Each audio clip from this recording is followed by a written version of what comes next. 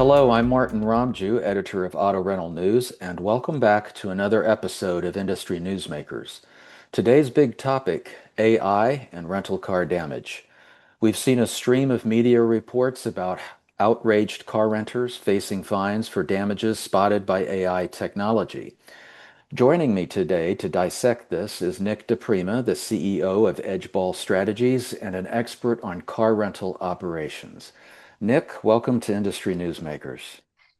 Martin, thanks for having me. The metal is so expensive right now, the cars. So there's no better time to talk about this exact topic, AI damage and driver responsibility and accountability. Yeah, I think that this will definitely be a topic A at the upcoming International Car Rental Show. I wanted to start off with a little bit of background. You wrote an insightful blog post for ARN last June that was titled AI in Car Rental Should Be the Customer's Advocate, Not Accuser.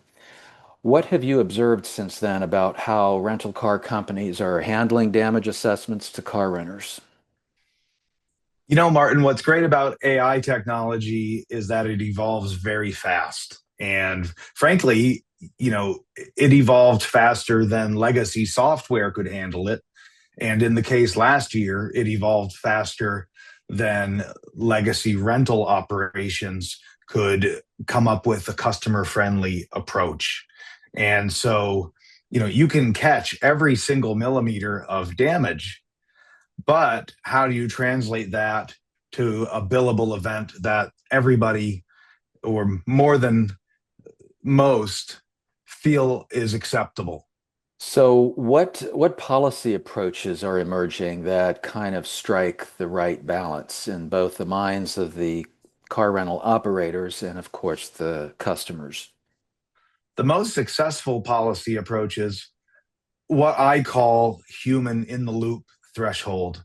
So AI is terrible about context, and it still is. It Mhm. doesn't know the difference between a malicious key scratch and, as you called it, a tumbleweed. Mhm. So the right balance is setting the AI parameters to ignore certain damages and to acknowledge others, and to also have a very accessible human in the loop when these things aren't right, especially for organizations that really make their living on loyalty. So, obviously, every car rental company has the option to set their own AI standards and policies with regards to damage inspections and fines. How do you corral an industry, or at least inspire an industry, to go around setting a kind of universal standard that preserves the integrity of recouping damage costs while not outraging car renters? There's ways to do it, right? And I think the outrage really happens when a renter gets a $400 surprise charge. Everybody knows the cost of disputing it for somebody who's busy is somewhere in that $400 sort of pain range. And so, in an age where so many customers are skipping the rental counter, whether they're going directly to the car or they're using a remote agent machine like a Vide Face I see in these affiliates, you know, making sure that the condition of the metal is agreed on when you leave the facility, and that transparency is really number one. If everybody feels it's transparent, then there's no disputes. So we hear a lot of terms being thrown around, dents, dings, scratches, markings.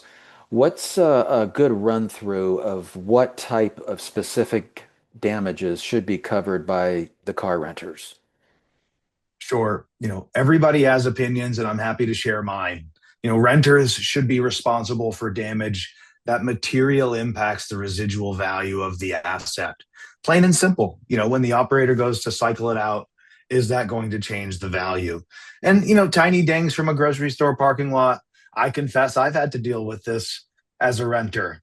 I think operators need to stop trying to nickel and dime their way, but to focus on the major hits that actually bleed the fleet margin. And it is interesting, depending on the operator that you talk to. Some of these operators have very old legacy systems, and they're using a different sort of approach of collecting this data. so that the asset value is properly estimated. Others in this sort of mid market where I do a lot of my work, they're using these legacy platforms, if you will, and but don't really have a way to ingest this data from the new systems. So it's interesting to see some of the new technology that comes out at the car rental show or is sort of being announced and worked on right now. We're continuing to see these media reports about upset car renters facing high damage costs that they claim they didn't cause. I get them in my Google alerts. I see them quite a bit. Local TV stations tend to make a lot of noise about them. What's kind of the right context for car rental operators to view this? Are these just outliers? Are they signs of a trend? Warning flags? How should they be digesting all of this? I like how you described it as a warning flag. I think it's a symptom. I'm not sure if it's a popular phrase, but I always call it kind of ghost liability, right? Operators, as I mentioned before, they're in a rush to skip the counter now, right? We spent years trying to get operators to allow consumers to skip the counter. Now it's a race to do that, but it can leave a massive gap in the evidence chain. And so, I think you have to have an airtight proof of condition, requiring the renter to do it with their phone. I've seen as an interesting thing, and what sort of happens behind that is a timestamp and a location, but also some of these drive-through approaches. Some of them are sort of dedicated operator by operator. Others are more shared or multi-tenant even.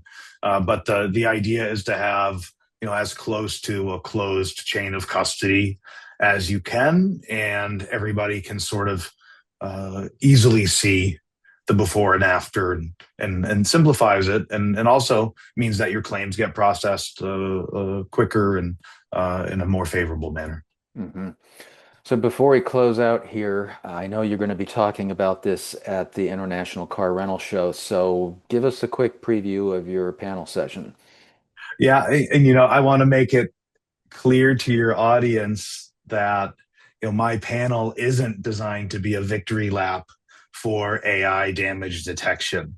I'm bringing serious operators to the stage, people like Phil Spink, guys that have bled on the asphalt for years, but hmm also they've used tools like the walkarounds.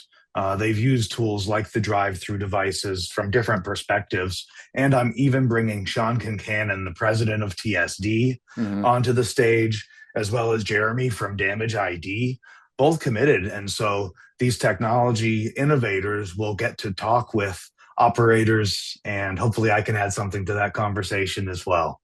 Yeah. Well, we certainly all look forward to it. I think it's going to be a first for the ICRS show. So, Nick, thank you for joining us.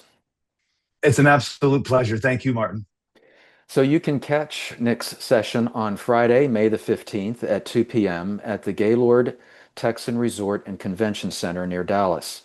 And be sure to check us out at autorentalnews.com, and you can get the complete event agenda at internationalcarrentalshow.com.